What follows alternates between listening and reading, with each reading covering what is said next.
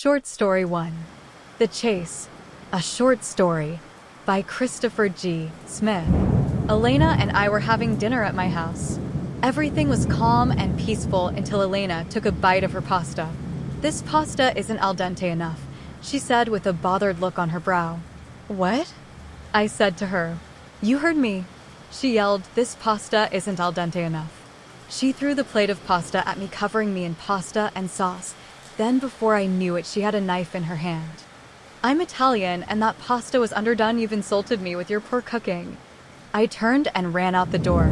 Elena follows and chases me down the street yelling, "Christopher, stop running so I can stab you." She says this in Italian. "No, stay away." I yell as I run into a dead-end alley. I turn to see her coming at me with the knife. However, much to my surprise, the TARDIS from Doctor Who materializes around me. There was a bright flash of light, and I then find myself in the console room of the TARDIS.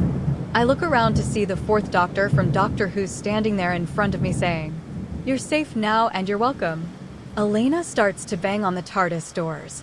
The Doctor turns on the scanner just in time to see LT Columbo's car pull up behind her.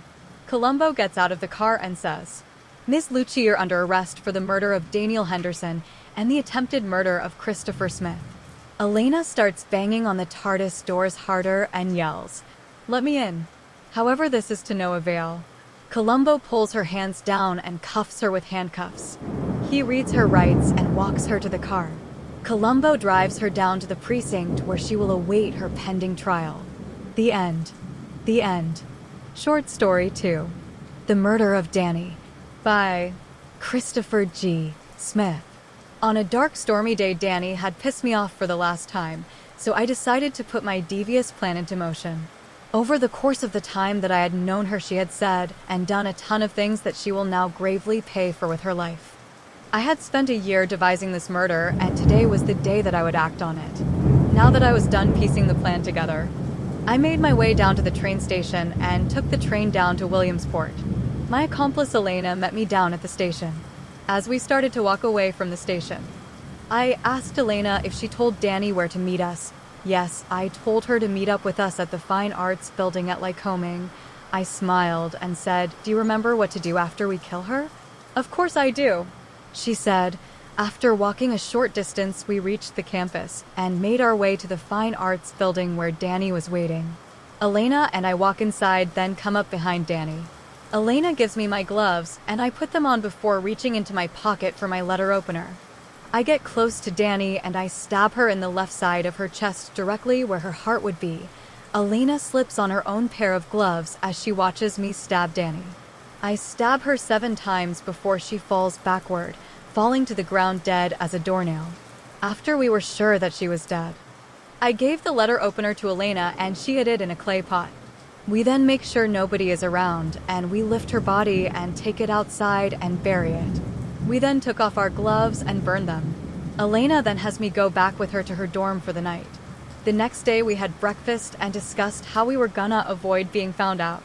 None of us had ever killed anyone before. This was very new to us, and we were unsure of how to avoid any potential consequences that might face due to our heinous act that we had committed.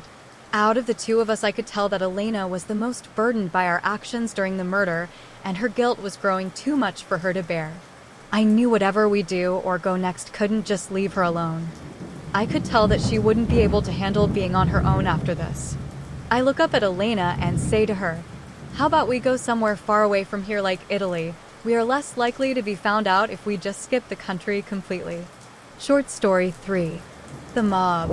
A Short Story by Christopher G. Smith. Elena and I were Italian mobsters, and we wore black fedoras and other Al Capone-era attire. In the dream, we and a bunch of other mobsters shot up a bakery in Chicago cause the cannolis weren't up to our standards. When it was all said and done, all the staff of the joint were dead. We then took all the money from the register and took all of the baked goods. Then as we ran out the door, Elena threw a Molotov cocktail into the bakery, and the whole building set fire and burnt to the ground. Then we all drove away before the cops came. The end. Stay tuned to see what comes down the line next.